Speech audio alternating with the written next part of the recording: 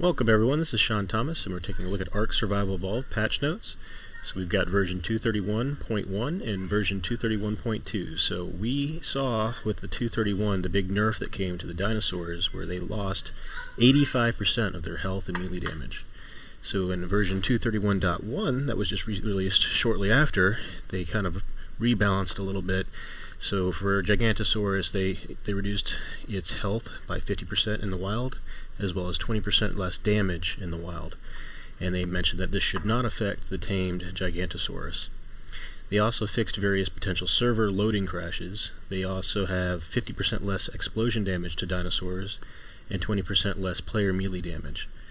Alright, so that's kind of bringing the melee down a little bit because I guess people were collecting more and doing more with their melee weapons against other dinosaurs that have been tamed than they would have liked, since they had weakened the dinosaurs as much as they had. The explosion damage is kind of interesting because we recently had one of our tribe members blow himself up when his Quetzal's head turned as he fired his rocket at a turret.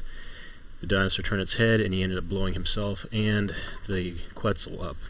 So maybe wouldn't have happened had the 50% less damage been put in play. But now with the dinosaur's reduced health, the damage is going to be quite exceptional. Alright, so what else do we have? So the Dino Harvest is now at 3 times their previous damage rate, so that ought to help us bring back up the damage quite a bit from what it was after they nerfed the dinosaur melee damage. They also allowed for admins to modify the Dino Harvesting damage multiplier as well as the player harvesting damage multiplier. In 31.2 we also saw the increased tamed dino additional per level healths and damages by 25% respectively. So rather than being at 15% of what they used to, it might be as much as 40%. I'm not sure if they are talking about 25% versus its initial or after they reduced it.